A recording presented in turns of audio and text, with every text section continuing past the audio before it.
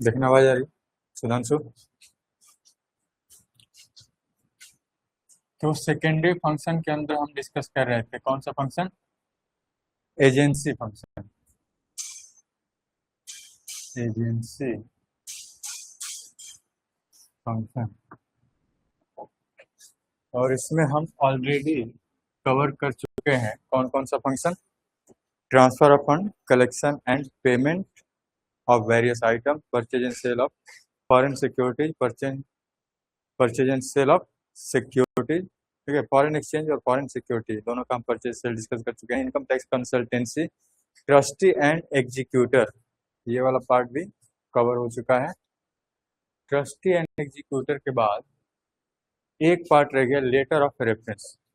सातवां लिख लो, लेटर ऑफ रेफरेंस।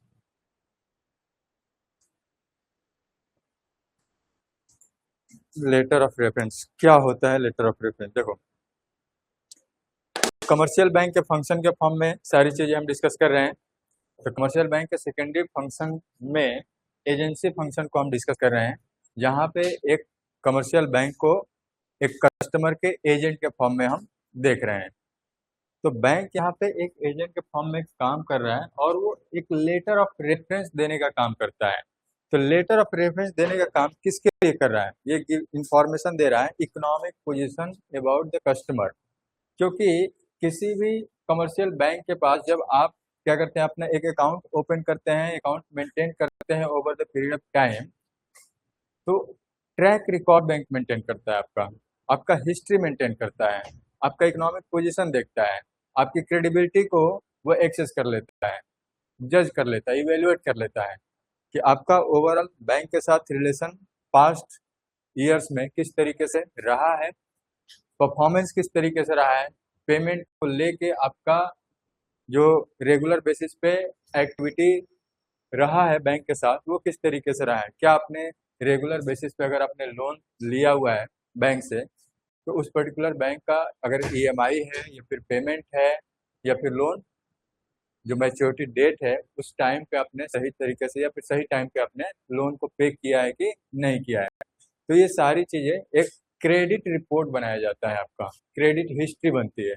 और जनरली आप इसको कई सारे अलग अलग आपके एजेंसी हैं जो क्रेडिट रिपोर्ट प्रिपेयर करती हैं बेस्ड ऑन दिस हिस्ट्री।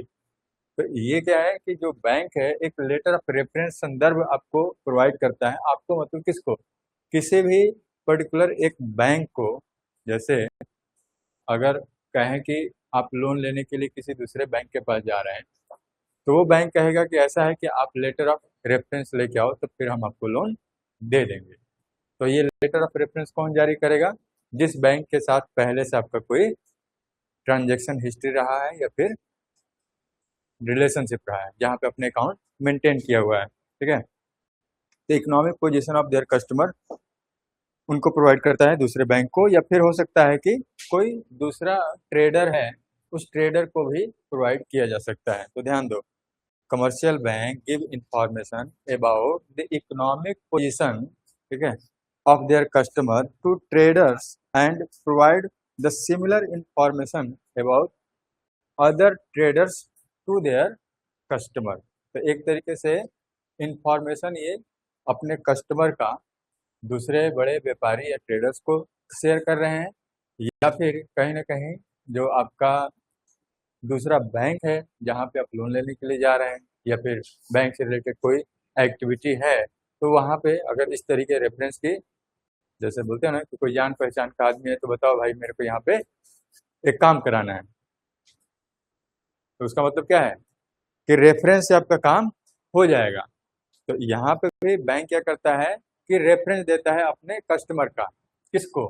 मान लो आपका कहीं से आप सामान इंपोर्ट करना चाह रहे हो, ठीक है, तो इंपोर्ट करना चाह रहे हो तो जो आपका सेलर है, अब उसको आपके क्रेडिबिलिटी के बारे में इंफॉर्मेशन चाहिए कि मैं अगर इसको उधार बेचता हूँ तो मेरा पैसा वापस टाइम से मिल जाएगा कि नहीं मिल जाएगा। तो कहेगा ना कि ऐसा है कि तुम बैंक से एक लेटर ऑफ रेफरेंस मेरे को दिलवा दो, तो उसके बेसिस पे मैं आपको क्या करूँगा, उधार पे आपको सामान बेच दूंगा। तो ये जो प्रक्रिया है, जहाँ पे एक डॉक्यूमेंट की हम बात कर रहे हैं जिसको हमने नाम दिया लेटर ऑफ रेफरेंस। ये कमर्शियल बैंक प्रिपेयर करता है और जो भी ट्रेडर्स हैं या फिर इस तरीके के व्यापारी हैं या फिर दूसरे बैंक हैं उनको ये प्रोवाइड किया जाता है। तो लेटर ऑफ रेफरेंस का मतलब यही है, ठीक है। तो बैंक क्या करेगा, लेटर ऑफ रेफरेंस प्रिपेयर करेगा। जिस कस्टमर को भी या फिर जिस क्लाइंट को भी या बैंक का जो भी आपका अकाउंट होल्डर है उसको किसी भी पर्पज से लेटर ऑफ रेफरेंस की रिक्वायरमेंट होगी तो बैंक के पास जाएगा, कहेगा कि हमको यहाँ से सामान लेना है या फिर इस पर्पज के लिए हमें एक लेटर ऑफ रेफरेंस की रिक्वायरमेंट है, आप हमें बना के दे दो। तो कमर्शियल बैंक क्या करेगा, बना के दे देगा। सिंपली ऐसे तुम समझ सकते हो कि आपका स्कूल, कहीं पे आपको एडमिशन लेना है या फिर कहीं आपको जॉब के लिए अगर अपॉइंटमेंट या फिर ज्वाइनिंग लेटर आ गया है, ज्वाइनिंग लेटर तो मान लो बाद में आएगा, उससे पहले जो आपका वेरिफिकेशन होता है, डॉक्यूमेंट वेरिफिकेशन, तो वो कॉलेज या फिर वो इंस्टीट्यूशन या फिर कंपनी कहेगी कि आप कैरेक्टर सर्टिफिकेट लेके आओ, कहेगी ना। तो कैरेक्टर सर्टिफिकेट आप कहाँ से बनाओगे, तो अब उनकी जो रिक्वायरमेंट होगी कि किस फलाना आदमी से ये कैरेक्टर सर्टिफिकेट मुझे चाहिए, तो आप उस व्यक्ति से कहेगा कि गजेटेड अफसर से बनवा के ले आओ, या फिर अपने कॉलेज के जो प्रिंसिपल हैं या फिर अपना जो कॉलेज है कॉलेज से कैरेक्टर सर्टिफिकेट बनवा के लाओ, उसको भी हम एक्सेप्ट कर लेंगे। तो ठीक उसी तरीके से ये बैंक क्या कर रहा है, एक तरीके से इकोनॉमिक पोजीशन को रिप्रेजेंट करने के लिए उस कस्टमर को लेटर ऑफ रेफरेंस जारी करता है on the request of that customer. आगे बात समझ में, लेटर ऑफ रेफरेंस। तो ये पार्ट आपका कंप्लीट हो गया। अब हम चलते हैं जनरल यूटिलिटी फंक्शन पे।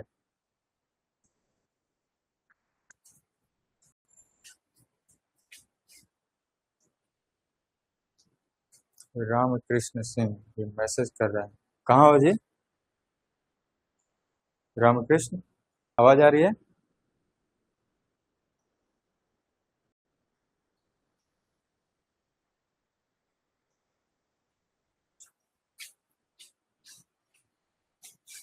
फैसिलिटी मिल जाती है तो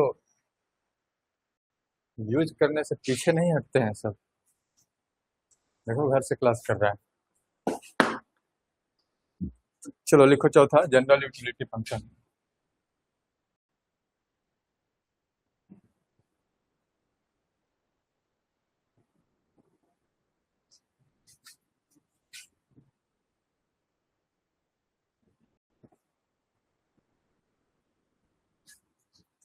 चलो बाकी जितने भी हमने फंक्शन देखे या फिर सर्विसेज देखे बैंक का, अब कुछ और भी एक्टिविटी है या फिर सर्विसेज हैं बैंक के जिनको हमने अलग से कैटेगरी में रखा हुआ है, उसको हम कह रहे हैं जनरल यूटिलिटी फंक्शन। तो कमर्शियल बैंक जनरल यूटिलिटी जो फंक्शन प्रोवाइड करता है उसमें सबसे पहला है लॉकर फैसिलिटी। लिख लो,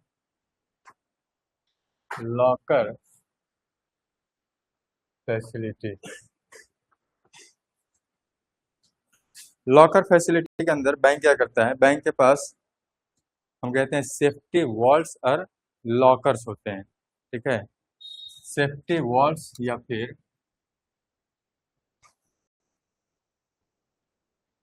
लॉकर्स,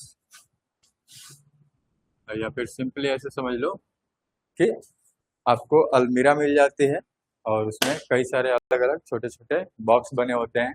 मूवी वगैरह में तुम लोगों ने देखा होगा, ठीक है, जो स्पाई वाली मूवी आती है उसमें। तो सेफ्टी वॉल्ट में अगर आपके पास कुछ वैल्यूएबल आर्टिकल्स हैं या फिर दस्तावेज हैं, डॉक्यूमेंट हैं या फिर कुछ इंपॉर्टेंट आर्टिकल्स हैं जिनको आप सेव करके रखना चाहते हैं, आपको ऐसा लगता है कि घर पे हम रखेंगे तो वो चोरी होने के चांसेज हैं, तो आप क्या करोगे, बैंक में ले जाके वहाँ के लॉकर फैसिलिटी में जमा कर दोगे, डिपॉजिट कर दोगे। रजिस्टर पे आपकी प्रॉपर एंट्री होती है कि लॉकर में आपने कब क्या चीज़ आपने जमा किया, ठीक है। और इसके बाद जब बार बार विजिट करते हैं तो रजिस्टर पे एंट्री भी होती है कि कब आप दोबारा आए, लॉकर आपने चेक किया और फिर गए। तो रजिस्टर पे सारी चीज़ें मेंटेन की जाती हैं, ठीक है। तो सेफ्टी वॉल्ट यानी यहाँ पे हम क्या कह रहे हैं कि वैल्यूएबल आर्टिकल्स अगर होंगे जिनको कस्टमर सेफ कस्टडी में रखना चाहता है तो इस लॉकर फैसिलिटी का इस्तेमाल कर सकते हैं आप बैंक के उस अलमीरा का यूज कर सकते हैं, उस सेफ्टी वॉल्ट या फिर लॉकर का यूज कर सकते हैं। ठीक है, तो जब भी आपको अपने सेफ वॉल्ट में, लॉकर में रखे हुए आर्टिकल्स को देखना होता है, वेरीफाई करना होता है, तो बैंक के पास चाबी होती है, बैंक से आप चाबी इशू करा के और फिर जाके अपना सामान देख के और फिर वापस आ सकते हैं। तो ये होती है आपका लॉकर फैसिलिटी की सर्विस।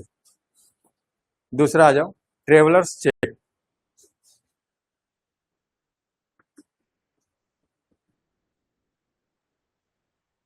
ट्रेवलर्स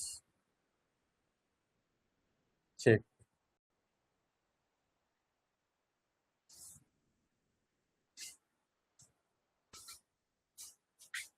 ट्रेवलर्स चेक के केस में अगर हम बात करें, तो जब आप फॉरेन विजिट करते हो, जब आपको किसी दूसरे देश में जिस पर्पज से भी जा रहे हैं, ठीक है, चाहे एंटरटेनमेंट है या फिर बिजनेस पर्पज है या फिर मेडिकल के लिए जा रहे हैं या फिर किसी और पर्पज से जा रहे हैं, तो जनरली आप क्या करते हैं, कैश या फिर वहाँ की जो करेंसी कैरी करेंगे तो खो जाने का रिस्क रहता है, डर रहता है। तो अब ऐसे केसेज में बचने के लिए आप क्या करते हैं, चेक का इस्तेमाल करते हैं, क्योंकि इसमें रिस्क ऑफ लॉस मिनिमाइज हो जाता है।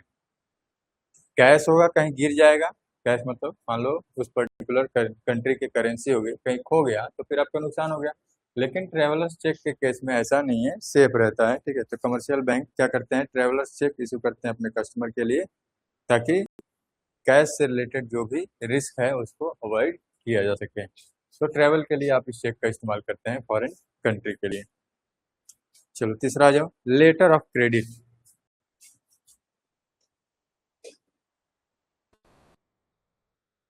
लेटर ऑफ क्रेडिट,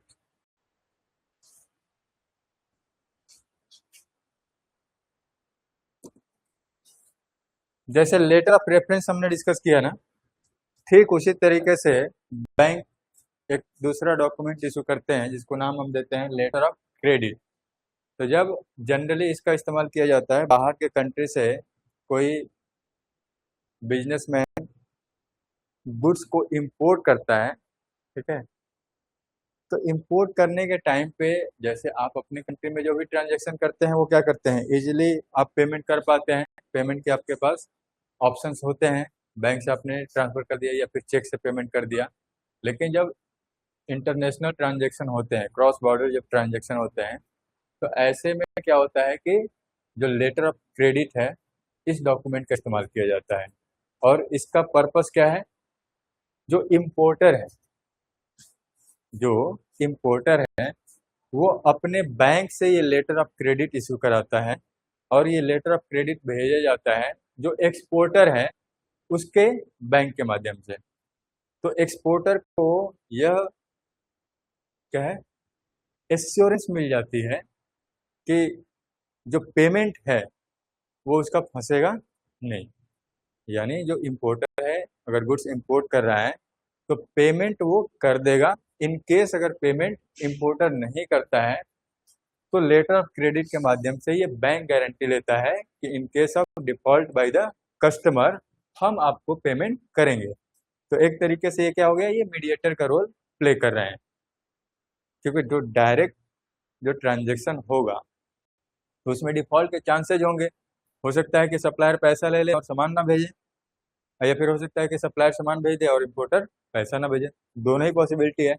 तो इनको रोकने के लिए क्या किया जाता है कि लेटर ऑफ क्रेडिट का इस्तेमाल किया जाता है और ये दोनों तरफ से यानी इंपोर्टर और एक्सपोर्टर के जो भी बैंक है ये दोनों के आपसी कनेक्शन और कम्युनिकेशन से संभव हो पाता है।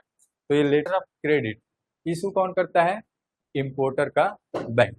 तो इसमें कई सारे अलग अलग पार्टी इन्वॉल्व हो जाते हैं। मेनली जो पार्टी इन्वॉल्व हो रहे हैं वो कौन कौन सा है, एक तो आपका इंपोर्टर है जो गुड्स को क्या कर रहा है, बाहर से इंपोर्ट कर रहा है।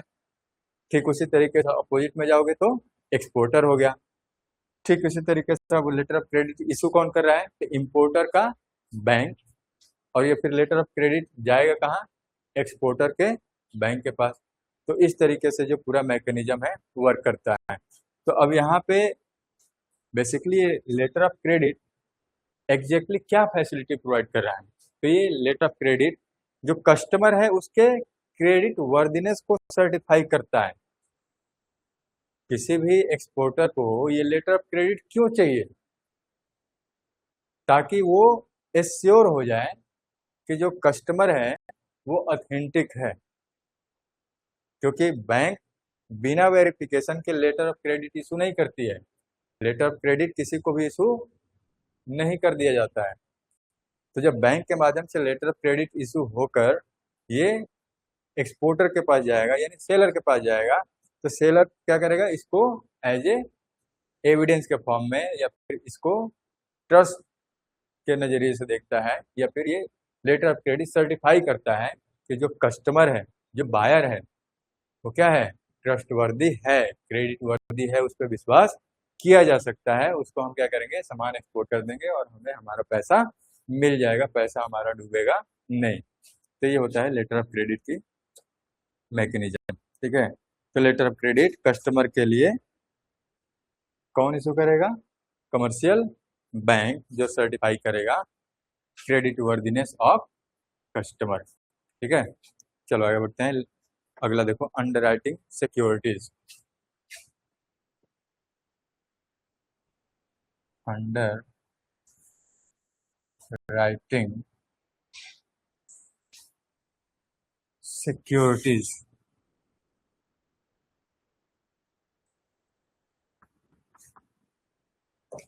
सिक्योरिटीज का मतलब हम यहाँ पे शेयर्स की बात करें। ठीक है, जब कंपनी शेयर इशू करती है तो उसका ऑब्जेक्टिव होता है कि जितने अमाउंट के लिए और जितना नंबर ऑफ शेयर इशू किया जा रहा है वो फुली सब्सक्राइब हो जाए। इनकेस फुली सब्सक्राइब नहीं होता है तो कम से कम इतना सब्सक्राइब हो जाए कि हम शेयर को अलॉट कर सकें, यानी मिनिमम सब्सक्रिप्शन होना चाहिए।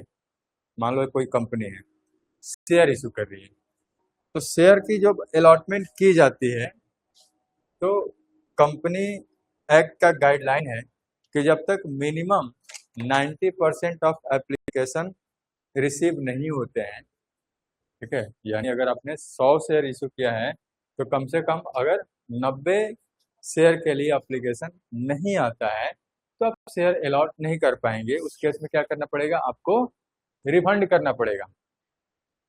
क्या समझे, अगर मिनिमम एप्लीकेशन नहीं आते हैं, मिनिमम सब्सक्रिप्शन नहीं आते हैं, जितना भी आपने शेयर इशू किया है, तो मिनिमम क्या है, हम क्या बात करें, 90%।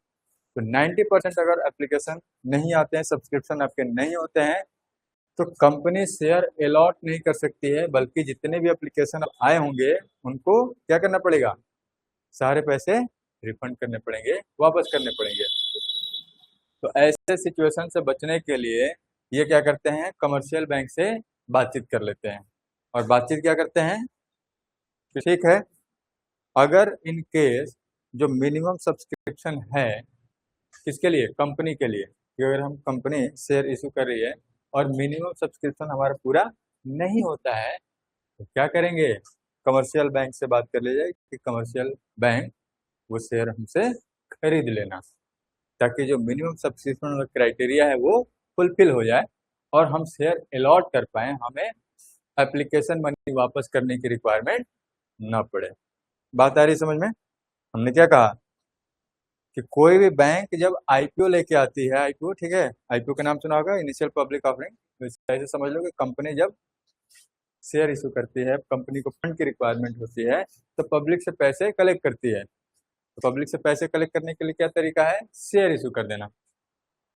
कंपनी को फंड चाहिए या फिर कैपिटल चाहिए तो कंपनी क्या करेगी, शेयर इशू करेगी। तो शेयर इशू करेगी तो उसके बदले जो शेयर होल्डर्स हैं या फिर इन्वेस्टर्स हैं उनको पैसे देने पड़ेंगे। तो शेयर का जो प्राइस डिटरमाइन किया जाएगा, ठीक है, उस शेयर के प्राइस के हिसाब से कंपनी के पास पैसा आ जाएगा। लेकिन अब कंपनी का पैसा आएगा तो वो तुरंत शेयर अलॉट नहीं होता है। कंपनी के पास वो अलॉटमेंट तब होगा जब मिनिमम सब्सक्रिप्शन कंपनी के पास आ चुका हो। तो जब मिनिमम सब्सक्रिप्शन नहीं होगा तो उस केस में क्या होगा, कंपनी को ये सारे एप्लीकेशन मनी रिफंड करने पड़ेंगे। तो ऐसे में क्या होगा, ये जो कमर्शियल बैंक है वो कमर्शियल बैंक जितना भी शॉर्टफॉल होगा उसको पूरा करेगा। फॉर एग्जाम्पल सिंप्लिसिटी के लिए मैं 100 शेयर ले लेता हूँ कि कंपनी ने 100 शेयर इशू किए, मिनिमम सब्सक्रिप्शन कितना चाहिए 90 शेयर के लिए, एप्लीकेशन कितना आया इन्वेस्टर से 80। तो अगर मिनिमम सब्सक्रिप्शन क्राइटेरिया अप्लाई करें, ठीक है, कि अगर अंडरराइटर से, अंडरराइटर कौन है, कमर्शियल बैंक, अंडरराइटिंग की एक्टिविटी में कौन इन्वॉल्व हुआ है, कमर्शियल बैंक, इसी का काम है ना अंडरराइटिंग ऑफ सिक्योरिटी। तो ये मिनिमम सब्सक्रिप्शन एक क्राइटेरिया है, इसको फुलफिल करने के लिए क्या करेगा कमर्शियल बैंक करेगा, अच्छा 80 आ गया है, 10 का डिफरेंस है, चलो ठीक है ये 10 शेयर मुझे दे दो, ठीक है। अब वो डिपेंड करता है कि कमर्शियल बैंक और कंपनी ने मिलकर किस तरीके से जो अंडरराइटिंग सिक्योरिटी की प्रक्रिया है पूरा करने के लिए बात किया है।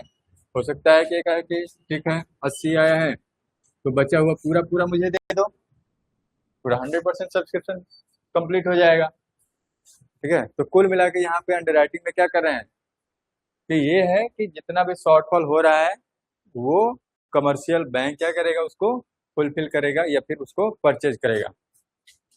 बताओ समझ में आया अंडरराइटिंग ऑफ सिक्योरिटी या नहीं आया, नहीं तो नहीं आया। देखो अंडरराइटिंग ऑफ सिक्योरिटी का मतलब, अंडरराइटिंग का मतलब है कि यहाँ पे जो कंपनी जब भी शेयर इशू करती है तो शेयर इशू करने के बाद कंपनी का ऑब्जेक्टिव होता है कि ये शेयर होल्डर्स को या फिर इन्वेस्टर्स को जिन्होंने भी अप्लाई किया है शेयर के लिए अब इसको अलॉट कर दिया जाए, ठीक है। अलॉट करने का मतलब है कि उनको फाइनली ये शेयर दे दिया जाए। जैसे आप जब अप्लाई करते हो तो जरूरी नहीं है कि ये शेयर आपने अप्लाई किया है तो आपको ये मिलेगा ही, अलॉटमेंट आपका अलग प्रोसेस है, ठीक है। आपको शेयर मिलेगा या फिर नहीं मिलेगा ये बात की चीज है। तो जब आप अप्लाई करोगे तो आपको शेयर मिल भी सकता है या फिर नहीं भी मिल सकता है, डिपेंड करता है। जैसे कि अगर ओवर सब्सक्रिप्शन हो जाए, आपने जितना शेयर इशू किया है उससे ज्यादा लोगों ने अप्लाई कर दिया तो फिर क्या होगा, लॉटरी बेसिस या प्रोराटा बेसिस पे अलॉटमेंट हो सकता है। अभी तुम लोग पढ़ोगे शेयर का जो चैप्टर है, शेयर पढ़ा कि नहीं, अभी नहीं स्टार्ट हुआ है, चलो अकाउंट में अभी तुम लोग डिस्कस किया जाएगा। तो यहाँ पे हम कह रहे हैं कि कंपनी जब शेयर इशू करती है तो उसको डर रहता है कि उसका शेयर पूरा सब्सक्राइब होगा कि नहीं होगा। तो ऐसे केस में कंपनी क्या करती है, कमर्शियल बैंक को बीच में ले आती है, बीच में ले आने का मतलब बातचीत कर लेती है कि अगर मेरा मिनिमम सब्सक्रिप्शन फुलफिल नहीं होता है तो शेयर आप खरीद लेना मेरे से, ताकि जो मिनिमम क्राइटेरिया है वो फुलफिल हो जाए और हम शेयर क्या कर सकें, अलॉट कर पाए, हमें एप्लीकेशन मनी रिफंड करने की आवश्यकता ना पड़े, ठीक है। चलो इसके अलावा एक तो ये काम होता ही है अंडरराइटिंग ऑफ सिक्योरिटी, इसके पीछे एक और लॉजिक है या फिर रीजन है जिसके वजह से कमर्शियल बैंक को अंडरराइटिंग की फैसिलिटी क्या है, कमर्शियल बैंक कह रहे हैं कि जो कंपनी है कमर्शियल बैंक की ये जो सर्विस है वो कंसीडर करते हैं या फिर लेते हैं। क्यों लेते हैं कोई भी कंपनी कमर्शियल बैंक के ये अंडरराइटिंग सिक्योरिटी की फैसिलिटी, क्योंकि लोगों को ये लगता है कि जब एक कमर्शियल बैंक इस कंपनी के शेयर को खरीद रही है तो पब्लिक का जो ट्रस्ट है, कॉन्फिडेंस है उस कंपनी के ऊपर बढ़ जाता है। अगर कोई कमर्शियल बैंक किसी कंपनी का जब शेयर इशू होता है तो अगर वो खरीदने के लिए अंडरराइटिंग का वर्क कर रही है तो जो कस्टमर हैं या फिर जो आपके अलग इन्वेस्टर्स हैं वो भी एक तरीके से पॉजिटिव वे में देखते हैं कि ये कमर्शियल बैंक भी, यानी मान लो HDFC बैंक है या फिर एक्सिस बैंक है, वो इस कंपनी के शेयर खरीद रहे हैं, यानी पॉजिटिव सेंटिमेंट है या फिर शेयर का जो वैल्यूएशन है वो अच्छा है या फिर हमें इस पे रिटर्न बेहतर मिल सकता है, यानी हम अगर इसमें इन्वेस्टमेंट करते हैं तो हमें अच्छा रिटर्न मिलेगा। तो ऐसे हम क्या देख रहे हैं कि पब्लिक का जो क्रेडिट वर्दीनेस है वो इम्प्रूव होता है कंपनी के पॉइंट ऑफ व्यू से अगर हम इसको देखें तो, क्योंकि पब्लिक का क्या है, पब्लिक बैंक के एक्टिविटी के ऊपर ट्रस्ट करती है, बिलीव करती है। अगर बैंक किसी कंपनी के लिए इस तरीके की एक्टिविटी कर रहा है तो पब्लिक के लिए भी क्या होगा, एक पॉजिटिव मैसेज जाएगा। समझ रहे हो ना? कंपनी अगर किसी बैंक को, कमर्शियल बैंक को एज अंडर राइटिंग के लिए हायर कर रही है तो पब्लिक को भी एक पॉजिटिव मैसेज जाएगा कि इसमें ये बैंक भी इन्वॉल्व है। तो अगर हम इस कंपनी के शेयर के लिए अप्लाई करते हैं, खरीदते हैं, तो हमें भी अच्छा रिटर्न मिल सकता है। लास्ट देख लो, कलेक्शन ऑफ स्टेटिस्टिक्स।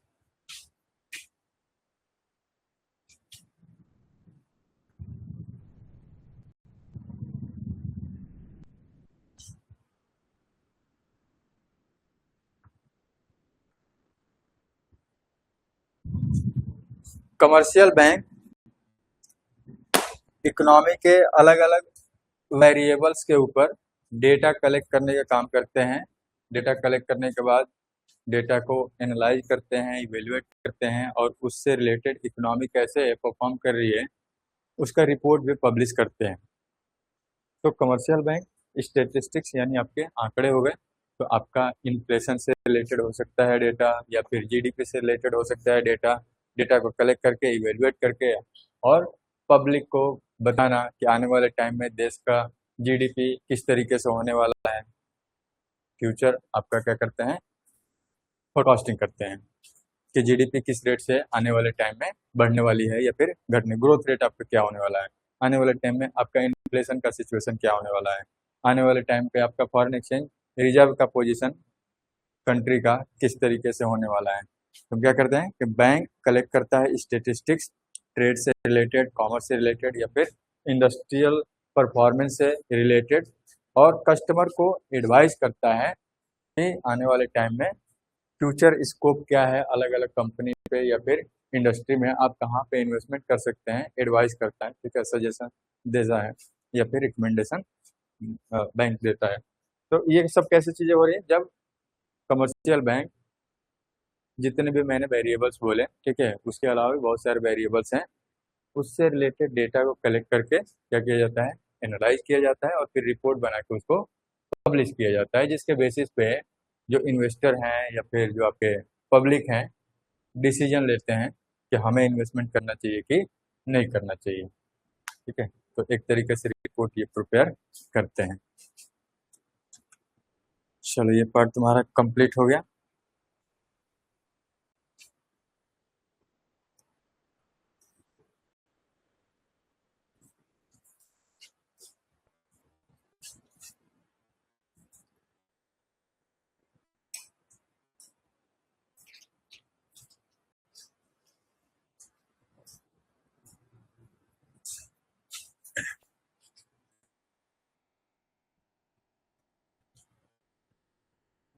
चलो, अगला टॉपिक है मनी क्रिएशन या फिर क्रेडिट क्रिएशन।